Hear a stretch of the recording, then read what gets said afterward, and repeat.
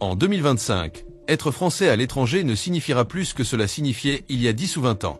Ces derniers mois, des citoyens français ont été expulsés, déportés ou tout simplement interdits de séjour dans des pays où ils étaient autrefois les bienvenus. Des anciennes colonies africaines à la Turquie, de la Russie au Maghreb, la France est progressivement chassée de territoires avec lesquels elle entretient une longue et souvent tendue histoire. Dans cette vidéo, vous comprendrez les tenants et aboutissants de ce retrait. Nous parlerons des militaires français contraints d'abandonner leur base en un temps record, des ambassades fermant leurs portes, des citoyens refoulés dans les aéroports et des gouvernements entiers déclarant ouvertement ne plus vouloir de la présence française. Et avant de penser qu'il s'agit de quelque chose de lointain, sans rapport avec votre quotidien, sachez que chacune de ces décisions affecte directement l'économie française, l'image du pays, et même la façon dont nous serons traités dans d'autres parties du monde. Cette vidéo n'est pas une attaque. C'est un avertissement. Car les signes sont là. Et plus tôt nous comprendrons ce qui change, meilleures seront nos chances de nous préparer. Algérie. Algérie. Pour beaucoup de Français, ce nom évoque un mélange d'histoire, de liens familiaux et de tensions. Pendant des années, les Français allaient et venaient, que ce soit pour affaires, échanges culturels ou retrouvailles. Mais en 2025, le paysage a changé, silencieusement et, en même temps, brutalement. Saviez-vous que ces derniers mois, des dizaines de Français ont été contraints de quitter le pays? Et il ne s'agit pas seulement de diplomates ou de politiciens. Nombre d'entre eux étaient des enseignants, des entrepreneurs et des retraités qui ont choisi le climat et le coût de la vie algérien comme alternative à la France. Soudain, ils ont commencé à recevoir des lettres, des notifications et des invitations officielles à réévaluer leur séjour dans le pays. Mais pourquoi cela arrive-t-il? Tout a commencé par une tension croissante entre les deux gouvernements. La France a commencé à limiter drastiquement les visas pour les Algériens. En réaction, l'Algérie a non seulement durci ses procédures d'immigration, mais a également commencé à réexaminer les dossiers des résidents français. Selon des données internes divulguées à la presse locale, plus de 2000 dossiers sont en cours de réévaluation, et environ 400 personnes ont déjà été directement invitées à quitter le territoire. La tension n'est pas seulement bureaucratique. Le discours politique s'est également enflammé. Les récentes déclarations de Paris sur les migrations, la sécurité et même les commentaires historiques ont ravivé de vieilles blessures. Résultat, l'environnement pour les citoyens français ordinaires est devenu plus hostile et plus fragile. Des quartiers entiers de villes comme Oran et Constantine, où les Français étaient autrefois les bienvenus, sont désormais confrontés à la méfiance, à des services restreints et même à des plaintes anonymes. Et cela n'a rien à voir avec le terrorisme ou l'illégalité. Il s'agit de mesures clairement diplomatiques, presque symboliques, mais elles affectent des vies réelles. Des familles sont contraintes de fermer leurs entreprises. De jeunes étudiants en échange doivent abandonner leurs études en cours d'année. Des couples mixtes sont confrontés à des formalités administratives surréalistes pour conserver leur logement. Ce qui était autrefois un point de rencontre entre des personnes aux histoires entrelacées est devenu aujourd'hui un champ de tension où le passeport français pèse lourd et pèse contre. Ils avaient le Mali, un pays qui, jusqu'à récemment, bénéficiait d'une forte présence française, tant militaire que diplomatique. Mais en 2025, nous assistons à un changement historique. Et il n'a pas été subtil du tout. Aujourd'hui, la vérité est dure. Les Français sont formellement expulsés du Mali. Et il ne s'agit pas seulement de soldats ou de missions diplomatiques qui partent. Il s'agit d'ONG françaises, de journalistes, d'ingénieurs, d'enseignants et même de simples citoyens résidant dans le pays. Le gouvernement malien a rompu la quasi-totalité des accords bilatéraux et a commencé à retirer des permis, a refusé le renouvellement des visas et, dans de nombreux cas, a accordé aux ressortissants français de courts délais pour quitter le pays. Mais qu'est-ce qui a provoqué cela?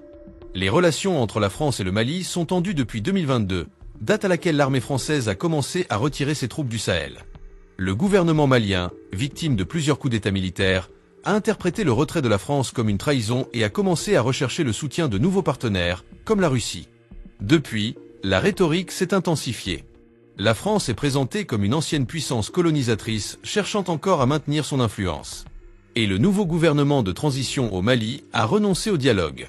Il a décidé de couper les ponts, de fermer les consulats et de retirer le personnel français. L'atmosphère est devenue lourde. Des témoignages de Français vivant à Bamako et dans d'autres villes font état de contrôles policiers, de menaces voilées et d'annulations inexpliquées de titres de séjour. Certaines familles ont dû partir précipitamment, vendant tout à des prix symboliques, par crainte de représailles ou d'arrestations arbitraires. Et le plus choquant est que cette politique bénéficie d'un soutien populaire au Mali. Nombreux sont ceux qui voient dans l'expulsion des Français un geste de souveraineté, le symbole d'une indépendance tardive mais nécessaire. Pour ceux qui vivent en France et suivent la crise diplomatique, Cela soulève une question délicate. La France perd-elle définitivement son influence en Afrique? Et qu'advient-il des milliers de Français vivant encore dans des pays qui lui tournent le dos? Niger. Le Niger. Un pays stratégique, extrêmement riche en uranium, entretenant des liens historiques forts avec la France, mais qui affirme haut et fort: nous ne voulons plus de toi ici. Depuis le coup d'État militaire qui a secoué le Niger en 2023, les relations avec la France se sont détériorées à une vitesse vertigineuse. En 2025, la situation est claire. Des soldats français ont été expulsés, l'ambassadeur a été déclaré persona non grata, et même des civils français, personnels d'ONG, diplomates, travailleurs humanitaires et techniciens ont commencé à recevoir l'ordre de quitter le pays. Et ce n'était pas symbolique. C'était direct. Formel. Presque humiliant. Les bases militaires françaises, installées là sous prétexte de lutter contre le terrorisme au Sahel, ont été désactivées. Les vols d'Air France ont été suspendus. Les bureaux consulaires français ont cessé leurs activités. Des centaines de ressortissants français, qui vivaient ou travaillaient au Niger depuis des années, ont été contraints de plier bagages et de partir. Nombre d'entre eux ont rapporté que la police locale a commencé à frapper aux portes, exigeant des documents à jour, et leur imposant de courts délais pour leur départ définitif. Mais pourquoi? Car le Niger, comme le Mali, est entré dans une phase de rupture totale avec tout ce qui relève de l'influence française. Le nouveau gouvernement militaire accuse la France d'ingérence, d'exploitation et d'arrogance diplomatique. Il recherche de nouveaux partenaires, comme la Russie et la Chine, pour s'assurer un soutien politique et économique. Ce qui est effrayant, c'est la rapidité avec laquelle ce changement s'est produit. Jusqu'à récemment, le Niger était considéré comme l'un des principaux alliés de la France en Afrique de l'Ouest. Aujourd'hui, il est devenu un territoire où tout citoyen français peut être considéré avec suspicion, voire hostilité. Et cela va au-delà d'une crise ponctuelle. C'est le signe d'un mouvement plus profond, le démantèlement de ce qui restait de la France-Afrique. Quelle sera la prochaine étape? Combien d'autres pays suivront la même voie? Turquie. La Turquie. Un pays qui fut autrefois un symbole de pont entre l'Orient et l'Occident, et qui, pendant des décennies, a entretenu une relation complexe mais fonctionnelle avec la France. Mais en 2025, les portes se ferment, non pas bruyamment, mais fermement. Ces derniers mois, les autorités turques ont commencé à compliquer la vie des citoyens français résidant dans le pays ou souhaitant y entrer pour tourisme, travail ou études. Ce qui était autrefois une destination prisée des retraités français en quête d'une meilleure qualité de vie à moindre coût est désormais devenu un champ de mines de demandes, de retards et de refus.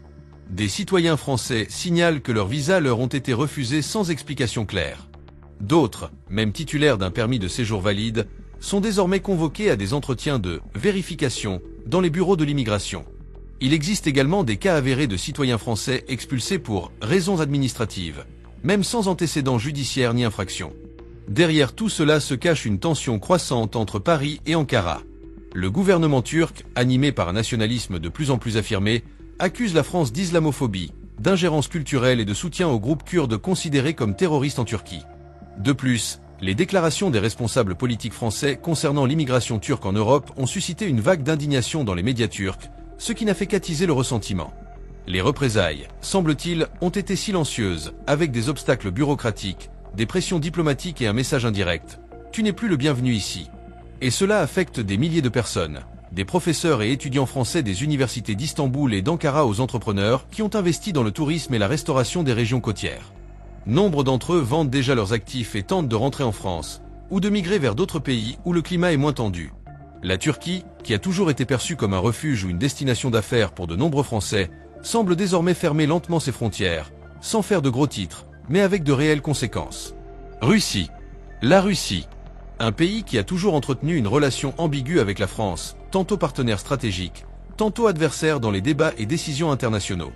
Mais aujourd'hui, en 2025, cette relation a atteint un point critique, et les citoyens français en paient le prix. Depuis l'escalade des tensions entre Moscou et l'Union européenne, la France s'est positionnée comme l'un des pays les plus critiques du Kremlin. Sanctions économiques, expulsion de diplomates, déclarations publiques contre le gouvernement russe. Tout cela a eu un effet secondaire direct. La Russie se méfie plus que jamais des Français. Résultat, un nombre croissant de Français sont interdits d'entrer dans le pays. De nombreux touristes se sont vus refuser leur visa sans justification. Les entrepreneurs opérant sur le marché russe ont reçu l'ordre de cesser leurs activités. Et les résidents permanents, notamment à Moscou et à Saint-Pétersbourg, sont désormais soumis à des procédures de révision des documents, une stratégie courante des autorités russes pour contraindre les étrangers à quitter le pays. Il existe également des rapports d'expulsion silencieuses, des citoyens français dont le visa a été purement et simplement révoqué ou le contrat non renouvelé, sans possibilité de recours. Le climat politique et diplomatique rend tous ces jours dans le pays risqué. Et pour ceux qui tentent encore d'entretenir des relations commerciales ou culturelles avec la Russie, le message est clair. Si vous représentez la France officielle ou avez des liens avec elle, vous serez considéré avec suspicion. Même les instituts et centres culturels francophones ont rencontré des difficultés, perdant le soutien local et étant contraints de suspendre leurs activités. La Russie, autrefois destination d'échanges, d'affaires et de tourisme haut de gamme pour les Français, semble désormais être devenue une porte close. Pire encore, verrouillée par plusieurs clés diplomatiques. Maroc. Le Maroc. Pour de nombreux Français, ce pays a toujours été perçu comme une extension émotionnelle de la France. Des liens historiques, culturels et familiaux, des vols bon marché, un climat ensoleillé et une cuisine unique. Pendant des décennies, ce fut une destination prisée des Français pour les vacances, les investissements et même la retraite. Mais tout cela a changé. Depuis 2023, les relations entre Paris et Rabat se dégradent rapidement. La raison ? Un mélange de politique, de ressentiment colonial et surtout, de récentes décisions diplomatiques qui ont suscité des inquiétudes. Le déclencheur fut la réduction drastique par la France des visas délivrés aux citoyens marocains, interprété comme un geste hostile et humiliant. La réponse du Maroc ne se fit pas attendre. Une vague de boycotts symboliques, les blocs administratifs et dans les coulisses expulsions silencieuses de citoyens français. Des dizaines de Français qui résidaient légalement au Maroc ont vu leur permis de séjour évoqué ou non renouvelé, sans explication claire. Dans des régions comme Marrakech et Casablanca, des familles françaises ont signalé des visites des autorités exigeant des régularisations bureaucratiques impossibles. Résultat, elles ont dû faire leurs valises et partir. De plus, les professeurs de français des écoles bilingues, les membres d'ONG, les entrepreneurs et même les retraités ressentent une pression constante. L'atmosphère, autrefois empreinte d'hospitalité et de convivialité, est devenue plus froide et plus méfiante. Nombreux sont ceux qui quittent le pays avant que la situation ne s'aggrave. Le Maroc, qui a toujours été fier de ses relations avec la France, donne désormais des signaux clairs indiquant qu'il souhaiterait initialiser cette connexion, mais pas dans les mêmes conditions qu'auparavant. Et cela signifie fermer les portes à de nombreux Français qui pensaient encore que ce lien était intangible. Tunisie. La Tunisie, comme le Maroc, a toujours été une destination proche et accueillante pour les Français. Grâce à ses plages méditerranéennes, à sa langue commune et à son passé colonial, des milliers de Français y ont vécu ou voyagé avec un sentiment de familiarité. Mais en 2025, ce sentiment était devenu illusoire. Ce qui se passe en Tunisie est un échangement silencieux mais ferme. Le gouvernement a commencé à limiter drastiquement la présence française dans le pays, tant pour les touristes que pour les résidents. Et cela ne se fait pas par de grands titres ou des expulsions pures et simples, mais par une tactique bien plus subtile et inconfortable, fermer les portes par des moyens bureaucratiques. Les ressortissants français résidant dans le pays depuis des années ont eu du mal à renouveler leur visa, leur permis de travail et même leur titre de séjour. Les petits entrepreneurs sont découragés de maintenir leur activité. De plus en plus de cas de refus de demande d'achat immobilier ou de retrait de licence d'exploitation de ressortissants français se font entendre. C'est comme si la Tunisie disait « Nous ne voulons plus dépendre de la France ». Une partie de cela vient d'une réaction nationaliste croissante, sous l'impulsion des responsables politiques locaux qui considèrent la relation de longue date avec la France comme une dépendance historique à rompre. Il s'agit également d'une réponse directe au traitement réservé à la Tunisie par la France ces dernières années, notamment sur des questions telles que l'immigration, les visas et la coopération économique. Pour les Français encore présents, le climat a changé. Et pour ceux qui envisagent de s'y rendre, l'avertissement est clair. La Tunisie d'aujourd'hui n'est plus celle des brochures touristiques. C'est un pays qui, par fierté et par stratégie, coupe les ponts, et cela inclut l'expulsion, directe ou indirecte, de ceux qui possèdent un passeport français. Burkina Faso. Le cas du Burkina Faso est peut-être l'un des plus durs et des plus directs. Ici, pas d'euphémisme ni de mesures douces. Les relations avec la France ont atteint un tel point de tension que le gouvernement local, relations diplomatiques complètement rompues, expulsé des militaires français, mis fin aux accords de coopération et, oui, a commencé à expulser explicitement les Français du territoire. Depuis 2023, les tensions s'intensifient. Les manifestations de rue, arborant des drapeaux russes et des slogans contre la présence française, sont devenues monnaie courante. Et en 2024, le pays a fait quelque chose que peu de gens auraient pu imaginer. A officiellement ordonné le départ de tout le personnel militaire français et a commencé à restreindre sévèrement la présence civile également. En 2025, cette politique s'est intensifiée. Des organisations françaises ont été dissoutes, des écoles affiliées à la France ont perdu leur financement et leur licence d'exploitation, et plusieurs citoyens français ont été informés que leur visa ou permis ne seraient plus renouvelés. Dans certaines régions, des cas de hostilité directe envers les expatriés, ce qui conduit de nombreuses personnes à quitter le pays par peur, et non par désir. Ce qui se cache derrière tout cela est un changement radical dans l'alignement géopolitique. Le Burkina Faso se rapproche de nouvelles puissances, notamment la Russie et la Chine, et rompt ses liens historiques avec son ancien colonisateur. Le discours officiel est celui d'une reconquête de la souveraineté et d'une distanciation vis-à-vis de l'influence néocoloniale.